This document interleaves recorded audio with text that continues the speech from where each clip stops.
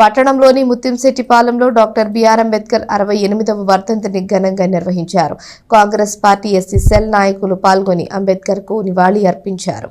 భారత రాజ్యాంగ నిర్మాత భారతరత్న డాక్టర్ బిఆర్ అంబేద్కర్ దేశానికి గర్వకారణమైన వ్యక్తి అని Congress party Guntur parliament SC cell అధ్యక్షుడు దారా రామకృష్ణ అన్నారు.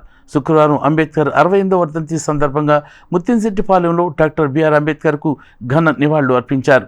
రాజ్యాంగం ద్వారా బడుగు బలహీన వర్గాలకు అంబేద్కర్ అందించిన ఫలాలను స్మరించుకున్నారు. అంబేద్కర్ చేసిన ఆర్థిక సంస్కరణలు ప్రపంచ దేశాలకే ఆదర్శంగా నిలిచాయని దారా రామకృష్ణ కొనియాడారు. ఈ కార్యక్రమంలో అశోక్, సాయికృష్ణ, స్థానిక నాయకులు, యువత పాల్గొన్నారు.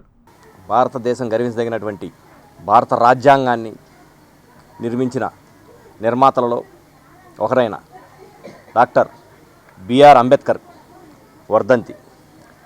ఈరోజు ఆయన్ని స్మరించుకొని ఆయనకి దండేసి నివాళులు అర్పించుకోవడం అనేది మనకి భారతదేశంలో ఉన్నటువంటి నిమ్న వర్గాలకే కాదు, ప్రపంచంలో ఉన్నటువంటి ప్రతి ఒక్కరికి కూడా ఈరోజు చాలా ఆయన్ని స్మరించుకోవడం అనేది చాలా గర్వకారణం.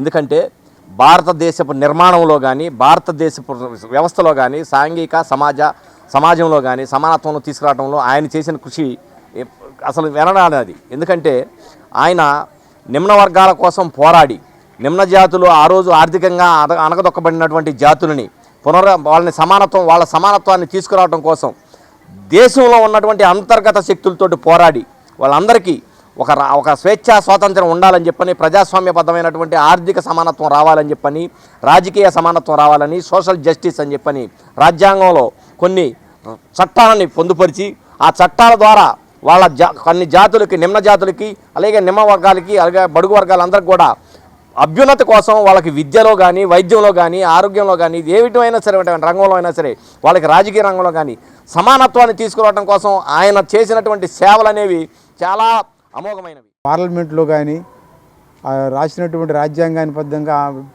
అన్ని అసెంబ్లీల్లో కూడా ఈయన పొందుపరిచి ఏకాభిప్రాయంతో అందరికీ న్యాయం చేయాలనేటువంటి పాటుపడే వ్యక్తి అంబేద్కర్ గారు.